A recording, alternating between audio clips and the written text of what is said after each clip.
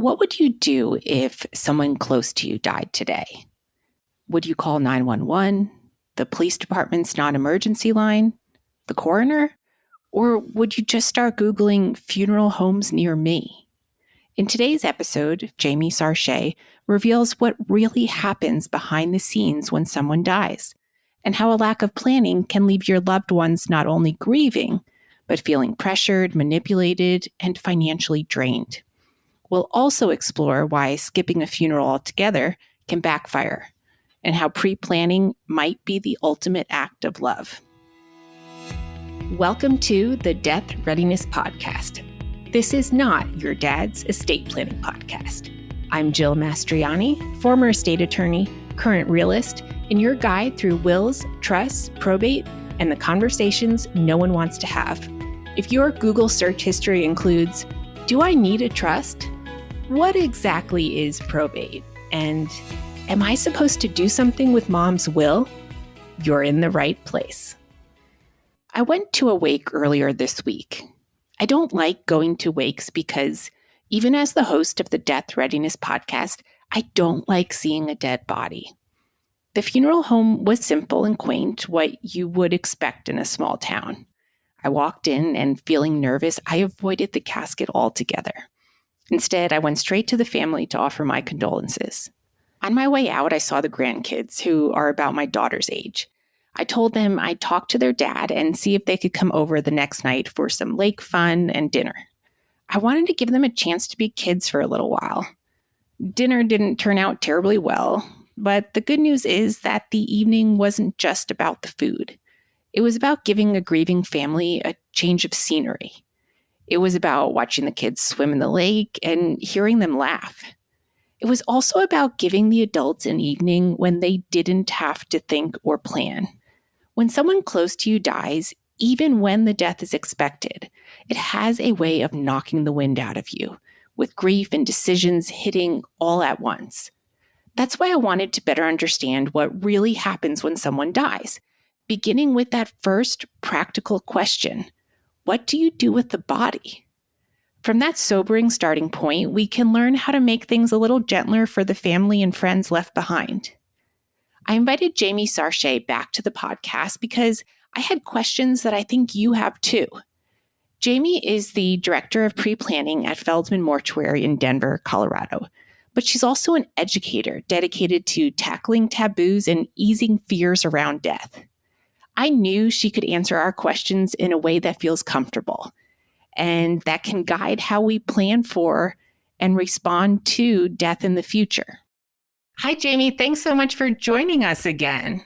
I'm so happy to be back with you. It was so fun last time, and I'm really looking forward to another great conversation. I am too. And actually, after I released that episode, my husband came home and said, "You have to get Jamie on the podcast again." That was my favorite episode by far. So, as my husband is also my biggest fan, I, do what he suggests sometimes. And now you're back on the show. It was also one of my favorite episodes too. And I learned so much that I didn't know. It started a lot of really great family conversations. My daughter and I were listening to the podcast on the way home from school, and she started asking me questions about burial and what I wanted. And it was a conversation. It wasn't doom and gloom. It's, about having agency over what we want and a part of life or death that all of us are going to experience at some point. Oh, I'm so thrilled to hear that. I mean, I think that that's the most important thing, is if we would start talking to kids, when they're kids, then it isn't scary at all because it's just normal. We have a funny family story that I hadn't thought of until this minute. My nephew Eli, who's now 19, when he was 5, they were driving by a big cemetery in town, and he asked about it. And his mom said, "Oh, that's where people get buried." And he said, "Do you have to bring your own shovel?" I don't think so, Eli. No, we provide that. So. Yeah, that's great. That's, included in the service fee. That's right. The shovel. Excellent. That's right. So one of the things that I was thinking about after our last conversation, in what could be really valuable to the listener here in terms of funeral pre-planning and understanding the whole process is what I think often gets glossed over is paying for the funeral services.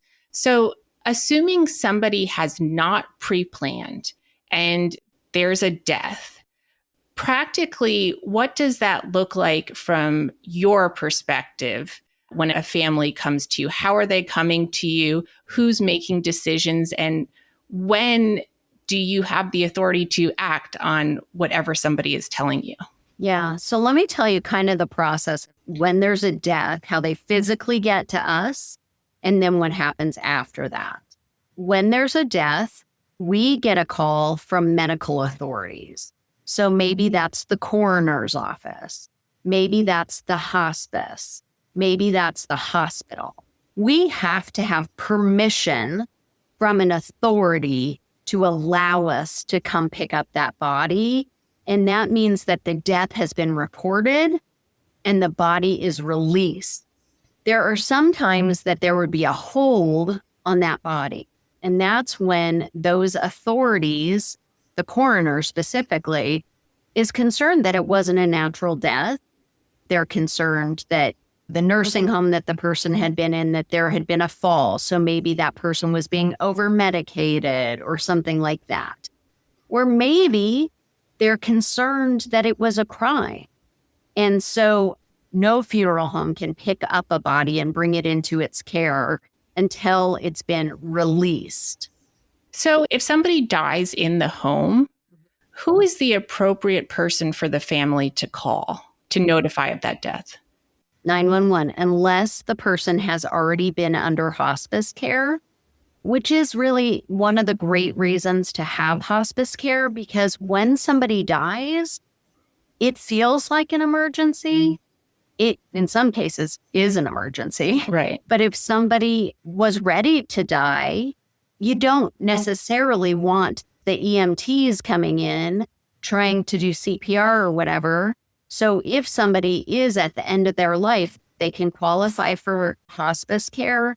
And then that gives the loved ones someone to call who are not going to come in and do anything to revive the person. So I'm a big fan of hospice for that reason and many other reasons. But if somebody hasn't engaged with hospice, you call 911. Typically, they're not going to come with lights flashing, but they are going to bring a coroner's investigator to see what's what. Okay, that makes sense. So if it's, I guess, an unexpected death without hospice at home, you call 911, and that makes sense. And if the decedent was receiving hospice care, then you're simply going to notify hospice and they will take the appropriate next steps. And then the hospice staff, typically a nurse, would come, they would pronounce the death, and then they call the coroner to report the death. So the coroner's always involved, but the question becomes, are they physically there or not? Okay. And so you then receive a call from the coroner? Or the hospice. So whoever is that kind of person with the body would call us, and then we would send our transport team out to pick up that body.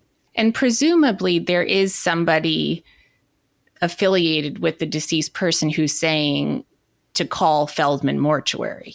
Maybe, but maybe not. Because, that's one of the big problems with a death. Is if there haven't been plans made ahead of time, people have no clue who to call. So we often get phone calls where people are just what we call shopping. They've gone to Google funeral homes near me. Okay. And they don't have any relationship with the funeral home. Often what they're doing is trying to just compare prices. And that doesn't indicate what kind of care the decedent is going to get or the family is going to get. And that's one of the things I really try to help people understand is this is not a commodity. This is a very big deal. Right. And so we really don't want to be going to Google on the day of somebody's death and making all of these phone calls and trying to figure out what's going to be best. The other thing that's interesting is a lot of people feel really compelled to use a funeral home that's near the place the person died. And that's really not necessary because most funeral homes, Feldman's is different, but most funeral homes have centralized care centers. And so the body is not going to that physical location anyway. So, you might want to pick a place that feels close to where the living people want to be. Right. But it's really not necessary to get a funeral home that's very close to the place the person died. Like I have a friend who knew very much about Feldman Mortuary, but her mom died at a hospital in Denver and then was going to ultimately be cremated, and they wanted to have a service in Colorado Springs. So that's like 60 miles away from here. So they called the Colorado Springs Funeral Home feeling like that's what they needed. But interestingly enough, the funeral home they used has a care center in Denver. So that person's body was never in Colorado Springs. They then did the cremation, and then they transported the cremated remains to Colorado Springs. So there was literally no reason that they needed to pick it that way, but they didn't know that. Why would they know that? Right. I wouldn't have known that. And if there were a death here where I live, I would Google because I've, not been here very long and I don't know anybody. I might ask a relative who lives here if they know of somebody, but I would not, even doing what I do, I would not have thought to proactively determine which funeral home I would use in an emergency. So that's important. And that's such a big reason that prearrangement is a good idea, because when the person's body is in the care of that funeral home, and then the family goes to meet with the funeral director, if they don't like how they're treated, they feel manipulated, they feel pressured, they can't leave. No. So another reason that prearrangement is such a good idea is because if you want to, you could visit a number of funeral homes and see, where do you feel comfortable? What does it feel like to you, how you're being treated? Let them share with you what that process is going to be. Maybe you even want to visit the care center to see what that's going to look like. And what do you mean by care center? That's where the body would actually be taken care of. So typically when somebody dies, the body is going to be brought to a central place where it will be kept cool. Many funeral homes are going to use kind of that roll in the wall, like CSI kind of thing. And again, it's going to be in this centralized place because they don't have it in their building. That's not true with our building. We keep the people in our building. And the other thing that we do is we don't use one of those in the wall kind of refrigerator. What we do is keep the body on a cot, and we have candles lit on either end. We use refrigerator packs unless somebody's going to be with us for a while, and then we have a refrigerated room. We believe that the body is still a person, and so it should still be treated with kindness and dignity and respect. And stacking it on a shelf or rolling it into a wall, maybe that isn't dignified and isn't kind and isn't compassionate. And we don't know if there's a soul. I, for one, feel there is. But maybe it's scary for the soul not to be in the body anymore. So having a quiet place with candles lit on either end, we hope that that's comforting.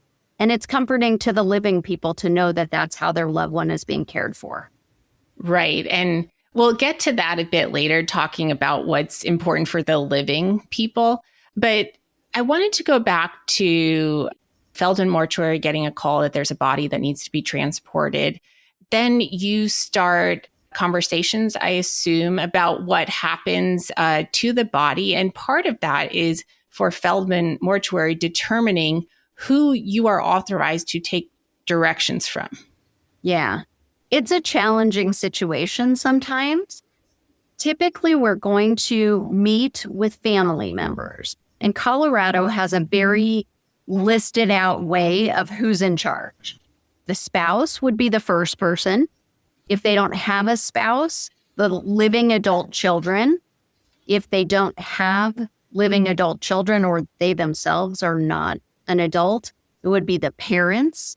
So it's a specific kind of way in which it goes, or the executor. The personal representative is what Colorado calls the executor. Right. That person would be in charge. So you and I were talking about that previously, and I had the Colorado statute pulled up for the disposition of last remains. And it is possible for someone while they're living to do this declaration as to the disposition of their last remains. One of the problems with that potentially is nobody knows that that exists. But that would take priority if people knew it existed. And then there would be the executor or personal representative named under a will. And one of the confusing points about that is when somebody dies, the court process has certainly not begun, is not even close to having begun. So you're really relying on whoever was nominated in a last will and testament, but that last will and testament has not been validated. And the statute, does provide for that, saying it's fine if it's not been validated because we know that this happens so quickly. But even looking at the statute, which has things laid out in an orderly way, I can see a lot of chaos arising from the situation where you're determining, okay, who are we authorized to take directions from? So we have one thing, which is the legal aspect, what the statute says. And then practically in real life, how does that work? Well, and so that's what I want to really underline. This disposition of last remains came into existence, I think maybe 20 years ago. I actually met the person who wrote the legislation. Oh. And that person was really proud of himself for getting this passed because he really felt like it was such a gift to people to be able to make their own decisions and have this all in this memorandum. And I've been here for 16 years, and I've literally never seen one that someone brings in. And we never see somebody's will come in because the day that somebody dies, A, you don't know where that stuff is. B, you're not going to the safe deposit box. So Right. It is very rare that even comes into play. The times that I really have seen the disposition is when I've helped them to create it because we can sign it together. We don't need an attorney or a notary or anything to sign it. And so when somebody's doing anything other than burial, I get them to sign that disposition just to have that as an extra thing because prearranged funeral plans actually come before all the other decision makers. Right. That declaration, if it exists, it trumps the rest of it. Okay. So you know who you're looking to make the decision. How do you figure out which person is the right person? It's very, very hard. It's very, very hard. So like the spouse gets to make all the decisions if there is a spouse, but like it really affects family dynamics. So let's say it's, the second spouse and the children are from the first spouse and there's disagreement. That spouse still gets to be the final decision maker, but it causes all kinds of problems. So that's the thing to keep in mind is that this just isn't so straightforward because we're dealing with people at the worst time of their life and it brings up all kinds of emotions, like, why did dad even marry that person? Or she was never good to me, or he always liked my sister better. We have to navigate all of that. And then we have to just hope that things get healed for the family. And sometimes they never get healed. But even if you have a surviving spouse, and let's assume that surviving spouse is of sound mind, because of course that could be another situation.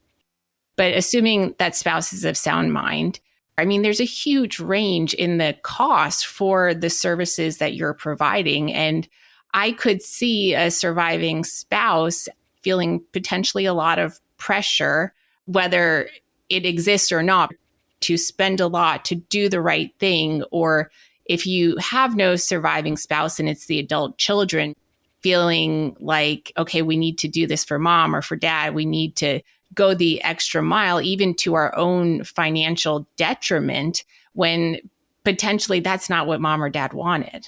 Yeah, absolutely. I mean, it really does go that way. And when you're going to this funeral home that you don't know how you're going to be treated, that's one of the problems there is there can be some manipulation. There can be some push for them to say, if you really loved your mom, you're going to get this mahogany casket. And why don't you get these little cupids to put on the corners of the casket? And if you want to put letters in, we're going to sell you this big box to put the letters in. And with the package we have, you have to have a 16 by 20 oil painting. These flowers come in this package, and you have to have this big newspaper notice and all of these things. That can absolutely happen. And I've seen where people are like putting it all on their credit card because they don't have the cash to pay for this, and there will be no care. At most funeral homes, there will be no care of that body until the bill has been paid. So it can be really problematic. I know of a situation, and this did not happen with us. We would never do this. But I know of a situation where a man died. His mom took his life insurance policy to another funeral home. He had a $59,000 life insurance policy. She ended up spending $35,000 for the burial. And he comes from a culture that has a homegoing, like it's a big deal. They need to have something good, like something impressive is important to the culture this person comes from. However, I am quite certain that $59,000 was, in his mind, I'm sure it had to do with taking care of his child and other things too, not just the funeral. The funeral home wouldn't do any body care until they could make sure that that policy was still in force and get the assignment. So they didn't embalm this body for a week. And that's a long time. And so this person who comes from a culture who needs to look good and has an open casket and has a home going in a beautiful, beautiful casket couldn't look very good because he wasn't taken care of appropriately to give him that. So it's just all very messed up. There are a lot of things you said that were important, but there was one word I didn't understand, and it was homegoing. Yeah, that's an approach to a death. Like you're being sent off to go back to God. And so that's a way that this culture I'm mentioning approaches death, where it really is something to be celebrated. And that person has to look really good and they're dressed in their best and they're in the nicest casket because they're going back to God. And so it should be really impressive. Okay. So that's a situation where it sounds like even though the culture was to have a more elaborate send-off, that perhaps they spent more than they might have felt comfortable doing. Yeah. And they didn't, in the end, really get what they wanted because the body was not cared for until the funeral home could figure out that they would for sure get that life insurance and that it was still in effect. You got it. You said something earlier about, you were smart the day before, but you're not so smart the day after somebody dies. So even if somebody is of sound mind making these decisions, you're making them in a very vulnerable state where you're maybe not doing the analysis quite like you would otherwise do it. And you're also feeling pressure potentially from family members to spend more, to spend less. I'm sure it goes both ways. How do you navigate and kind of coach people through that if they've not done pre-planning? It's really, really hard. At our funeral home, we're not very merchandise focused, so they're not going to be pressured to buy a lot of stuff from us. But what I see is where they then just think it's just about getting rid of the body. And they think, well, we're just going to do a direct cremation, a fire cremation, which means no memorial service, nothing else. We're just going to do that because we've got this dead body and we've got to get rid of this dead body. And once we get rid of this dead body, we're going to feel a lot better because we'll be done. you can opt out of the grieving part. That seems clean. Yeah, people think it's pretty clean and they think it's really convenient, and then we'll just get back to normal, and that'll be great. Then we don't have to feel like we're feeling right now. We'll get rid of this body, we'll disappear it, and then we'll feel fine. And that's not how this works.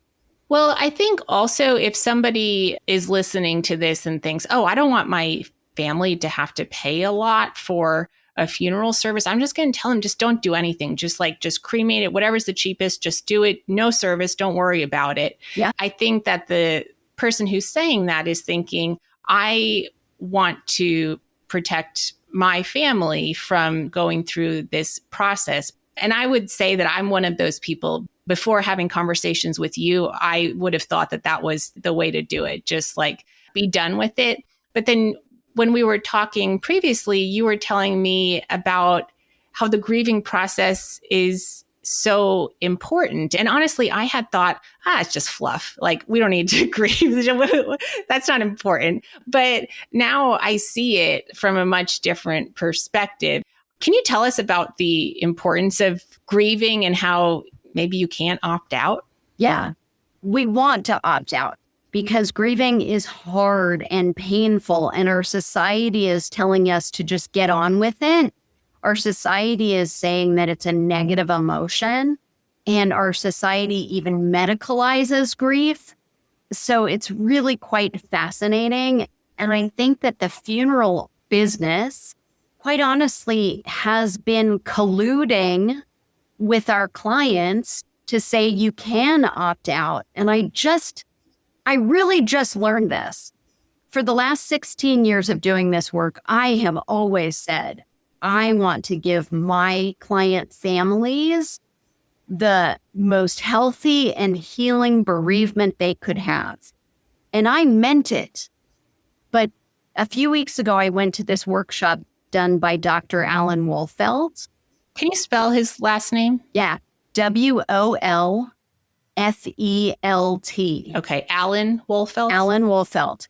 He is a grief researcher and a therapist, and has been a therapist specializing in complicated grief for 50 years. For anyone who is unfamiliar with the term complicated grief is normal grief that has become difficult to express. It might be due to the circumstances surrounding the death, such as with a homicide or a death by suicide, or it might be due to a challenging relationship with the person who died. Or it might be because the survivor never had the opportunity to express grief, and so it's cemented inside of them. And so Alan Wolfelt, he specializes in complicated grief. And when people come to him, because, they cannot get off the couch 5 years after the death of their spouse, they don't know what's going on with them, they don't know how to get better, they come to him because, the other therapists they've gone to are not able to help them. And so he's really the specialist. And the first question he will ask is, what was the ceremony like? And the vast majority of them say, oh, we didn't have anything. My person said, I don't need that. I don't need a funeral. When you're dead, you're dead. I hear that all the time. And the truth of the matter is, the dead guy doesn't need a funeral. The dead guy's fine. Right. The funeral, the memorial service, the ceremony, whatever that's going to look like, is not for the dead person. It is about the dead person, but it is for the people who are living. And there are 6 needs of mourning that we have to go through as human beings to heal. And there really is no such thing as closure. We talk about I'm going to have closure. No, this stuff is about initiation. Wait, what are the, don't leave me hanging on the 6 steps. Oh, I don't have them in front of me, but we have to acknowledge the reality of the death. Okay. Death is hard to come to grips with. It is incredibly psychologically challenging to have had our mother here this morning and not here this afternoon. even when the death is expected, my mother's death was expected. I thought it wouldn't be as terrible as what I experienced because it was expected. But that didn't seem to make the difference I thought it would. Right. And I hear that all the time from people. Oh, she was 97. Oh, she was very sick for a long time. Oh, she had dementia. In our logical mind, of course, we know somebody's going to die, but grief is not logical. And we are trying to logic our way through it. And really what we want to do is logic our way out of it. So we can't. We will not heal. We will just allow the grief to harden. And what we need to do is allow it to soften so it can flow through us and come up when it needs to, but can be ever moving. So we want to acknowledge the reality. And being present with the body is incredibly helpful to that. So instead of having the funeral home come whisk that person away and we never see them again until we maybe get them back in a little box, it doesn't work so well. We need to be with the person. A public ceremony is really important because the next thing we really need is to recall. We need to talk about that person's life, and we need to talk about what happened to them, what caused the death. Mm-hmm. And it's not to get to acceptance, but it is to get to that real acknowledgement. Some deaths are not acceptable, if that makes sense. You know, somebody who died from an overdose, somebody who died in a tragedy, somebody who died from murder, God forbid, somebody who died in, a bombing. That's not acceptable. But we have to acknowledge the reality of it and then tell the story of their life. And it's really important in bringing us to meaning. The next thing that we need to get is support. And we get support by having a communal event. And if we don't have a communal event, people don't know about the death of our person. And so we have to keep telling everybody we run into when they say, how's your mom doing? And each person you have to go, oh, she died. Oh, she died. Oh, she died. That's really hard. And then people are embarrassed that they didn't know. They feel bad that they didn't show up for you. It's really challenging. So having a communal event that we tell about it very publicly in the newspaper or Facebook or whatever is a good idea because it leads to support. What we used to have maybe 100 years ago and beyond was that people would be in mourning clothes. So they would wear black and then their community knew to say to them, oh, somebody died. Tell me about that person. We do the exact opposite now. We go, oh, somebody died. Okay, well, it's 3 days later. Go back to work. Go back to work. Stop talking about it. Stop thinking about it. You're just not moving on. We don't move on. That's not human. We learn how to integrate it into our life. I think also the memorial or the ceremony, one thing that I did not expect from my mother's service is that I was going to learn about her at the service in a way other than being my mother. My dad spoke at her service and he talked about things in their life before they had kids or even when I was a very young kid. And they were so impressive. And I didn't know those things about her until her service. So, I'm glad even just for that we had a memorialization. Yes. Or if you have a reception afterwards and then you hear the stories from her friends. Right. Or like in the Jewish culture, we have Shiva, which is many days of that. And it is so, you only know your person in the way you know your person. Right. And there are lots of pieces to people. That's such a great point.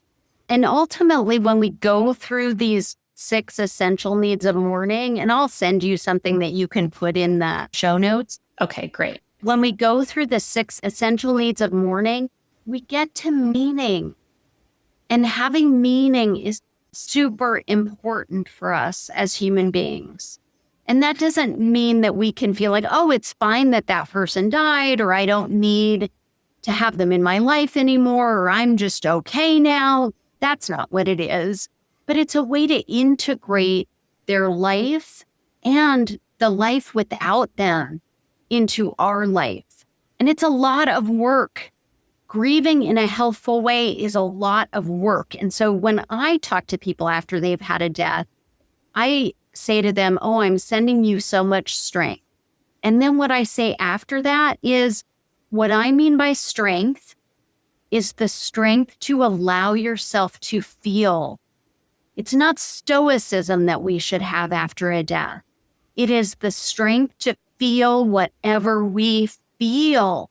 And some of that's going to be anger, disappointment, frustration, fear, also really positive emotions, gratitude, honor, sweetness, missing.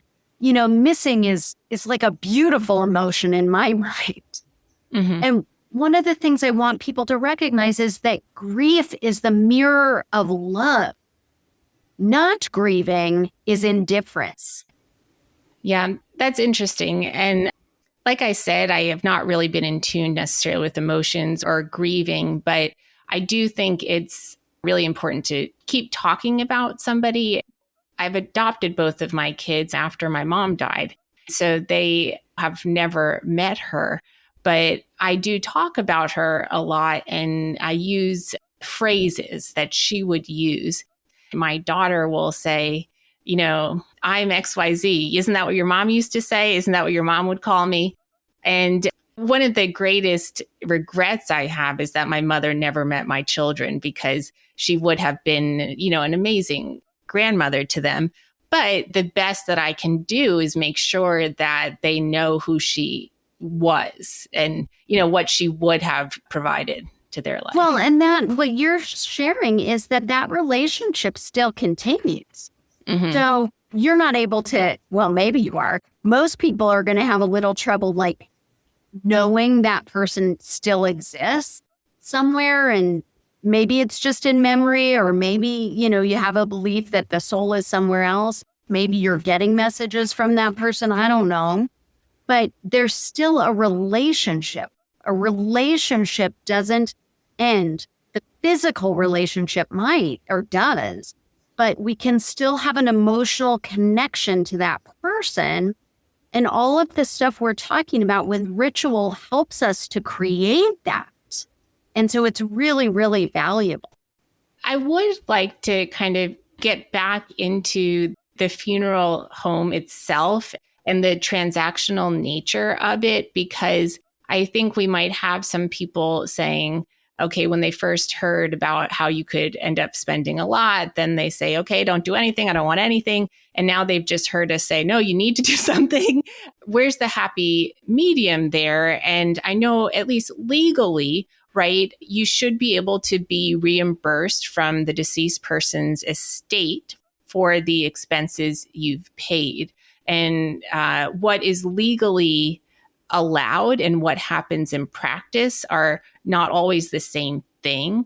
So if you were to, you know, spend a lot, maybe regret having spent a lot, would you feel comfortable even asking to be reimbursed from the personal representative, executor, trustee?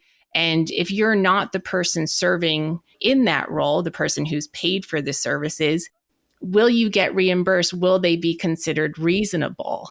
There are so many what ifs that are going to go into this entire transaction, which happens in a moment when you are not at your best, not making the clearest decisions, and more subject to manipulation, whether it's from the funeral home or from your relatives, and whether it's intended or it's not intended. It does happen. And I think at the end of the day, what you could do is actually be very clear about what you want, and perhaps even pre-plan your funeral so that all of those what ifs and the emotional tugs and potentially financial devastation to your family, because maybe there's not even money in the estate to pay for the funeral, to reimburse you.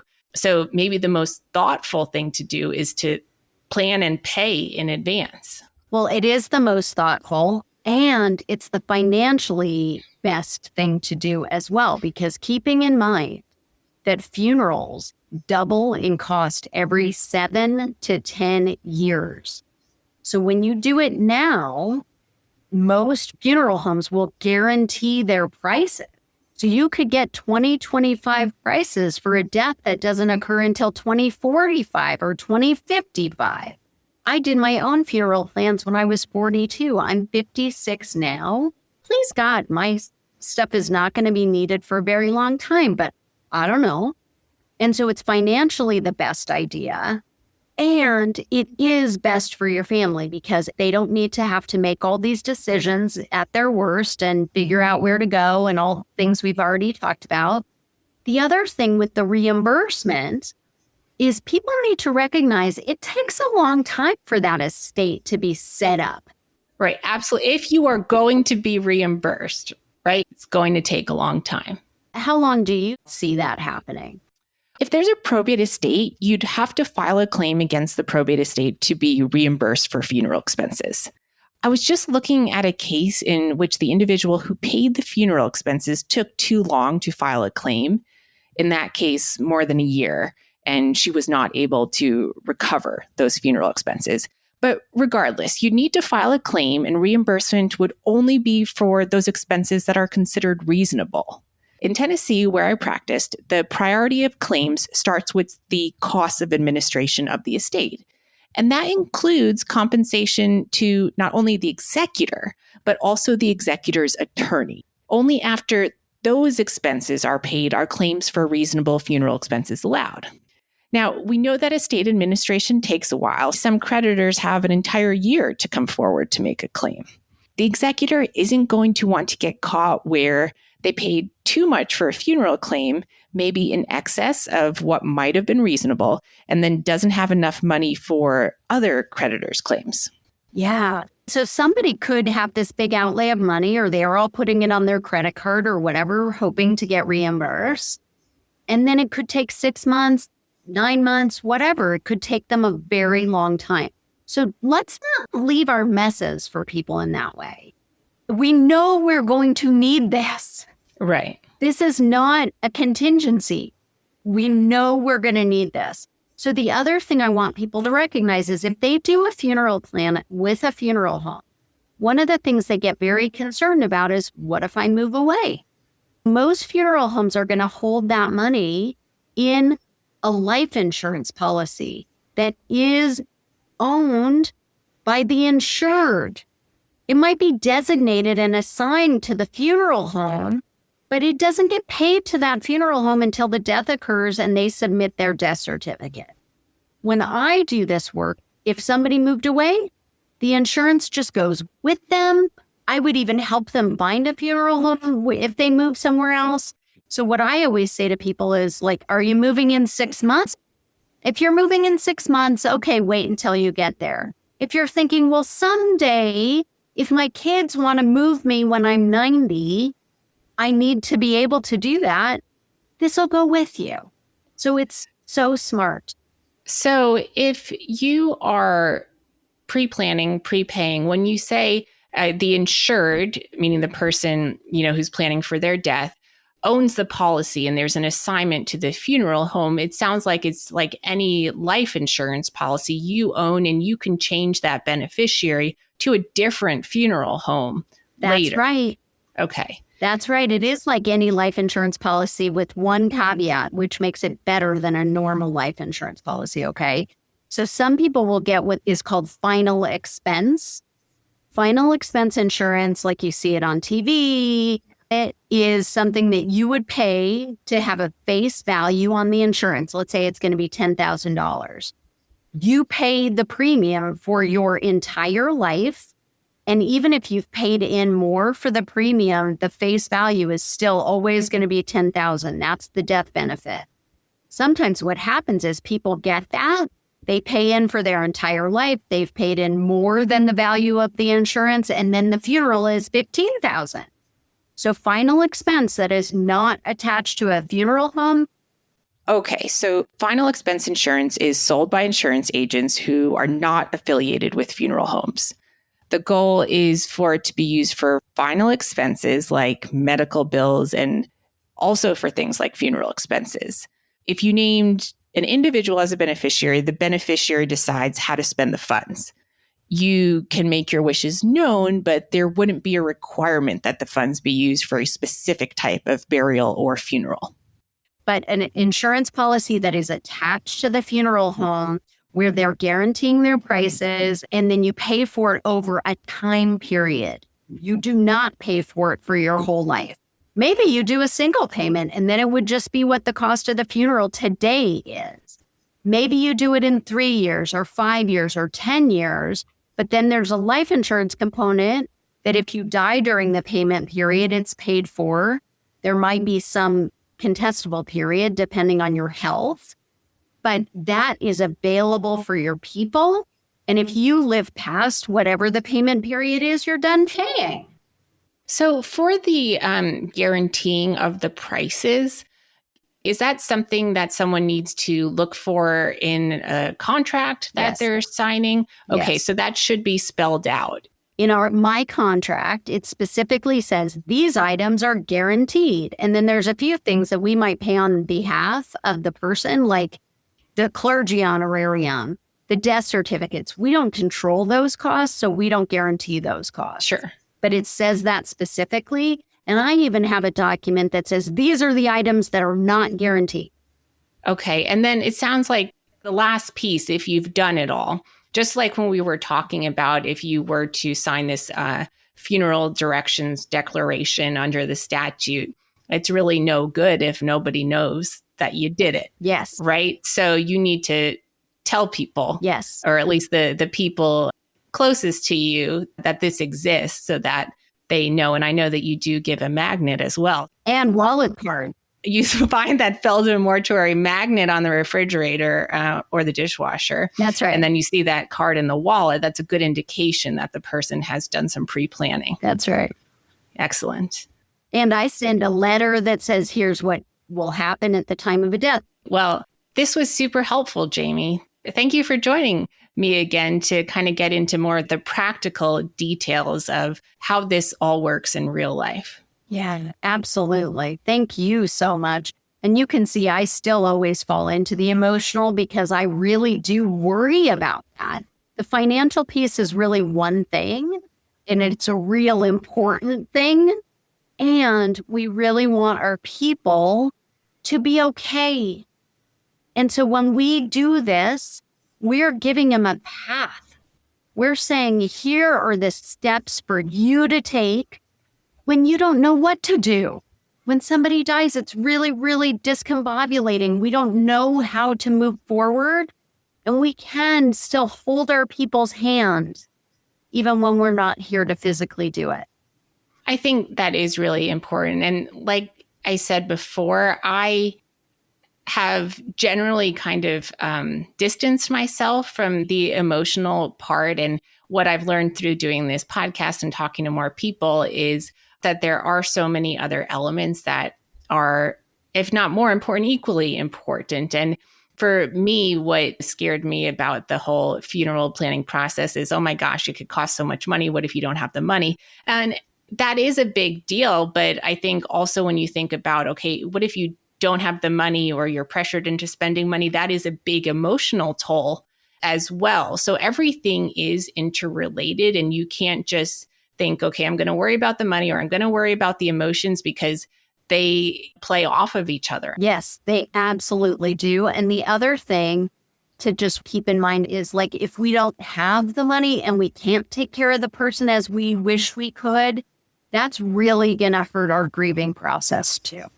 So it's just really, really important.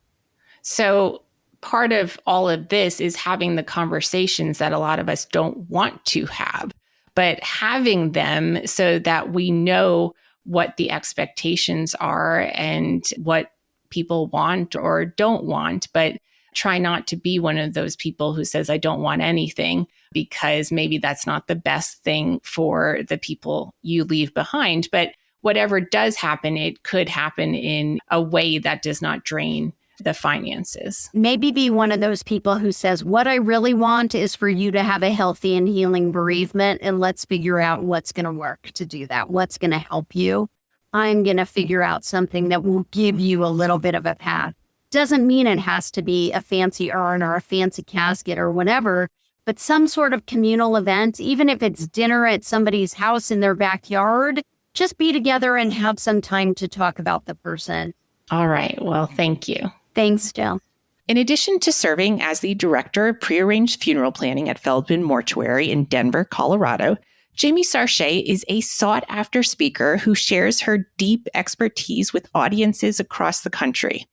I'll include a link to her powerful TED Talk in the show notes, along with her helpful 6 Needs of Mourning guide. If you'd like to connect with Jamie directly, you can reach her at jamie@feldmanmortuary.com. And I'll include that address in the show notes. Just this week, I launched a weekly series, Tuesday Triage, offering short, bite-sized episodes for the Death Readiness Podcast with real answers to real questions. If there's something you'd like me to cover, email me at jill@deathreadiness.com. That's JILL@deathreadiness.com. Your question might be featured in an upcoming episode. This is Death Readiness, real, messy, and yours to own. I'm Jill Mastriani, and I'm here to help you sort through it, especially when you don't know where to start. Hi, I'm April, Jill's daughter. Thanks for listening to the Death Readiness Podcast. While my mom is an attorney, she's not your attorney. The Death Readiness Podcast is for educational and entertainment purposes only. It does not provide legal advice. For legal guidance tailored to your unique situation, consult with a licensed attorney in your state. To learn more about the services my mom offers, visit deathreadiness.com.